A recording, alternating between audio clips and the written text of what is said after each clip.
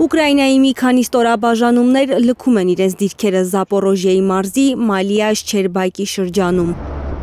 Կադրերը հենց այդ հատվածից են։ Տեղեկությունը Դնեպրի ռուսական խմբավորման 19-րդ դիվիզիայի հետախույզն է հայտնել։ Ըստ նրա, մարտերը թեժ չեն, որովհետև ուկրաինացիները ինքնակամ թողնում են դիրքերը։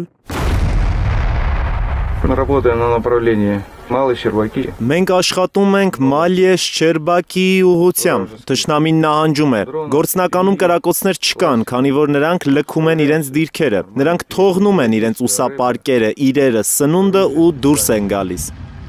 Դոնեցկի շրջանում ևս ռուսները դիրքային առաջխաղացում ունեն, միանգամից 3 բնակավայր են գրավել։ Օտրադնոյե, Ստուպոչկը, Լոկնյան։ Ռուսաստանի պաշտպանության նախարարությունը հայտնում է, որ բարձր ճշգրտության ցամաքային զենքերով եւ անօդաչու թռչող սարքերով խմբային հարվածներ են հասցրել Ուկրաինայի ռազմաարդյունաբերական ձեռնարկությանը, որտեղ արտադրվում են հրթիռներ եւ հարձակողական անօդաչու թռչող սարքեր։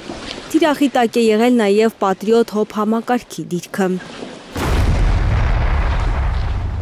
Ռուսական անօդաչուների եւ հրթիռների հարձակման տակ է եղել նաեւ Ուկրաինայի մայրաքաղաքը։ Պայթյուններ են լսվել Կիևում, գործի են դրվել հակաօդային պաշտպանության համակարգերը։ 14 Իսկանդեր տիպի հրթիռ է արձակվել, որոնցից խոցվել է 6-ը։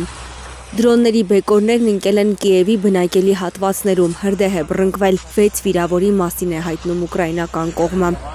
Ուկրաինայի նախագահի տվյալով այս գիշեր 250 հարվածային անօդաչու թռչող սարք է եղել Ուկրաինայի երկնքում, որոնց մեծ մասը իրանական արտադրության շահեդներ են։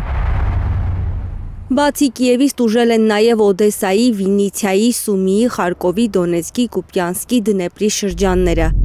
Յուրաքանչյուր նման հրետակոծության ժամանակ աշխարհը համոզվում է, որ պատերազմի երկարատև ընթացքի պատճառը Մոսկվան է։ Ուկրաինան բազմիցս առաջարկել է հրադադար, թե ամբողջական, թե օդային։ Այս ամենը անտեսվել է։ Ակնհայտ է, որ մենք պետք է շատ ավելի մեծ ճնշում գործադրենք Ռուսաստանի վրա արդյունքների հասնելու եւ իրական դիվանագիտություն սկսելու համար։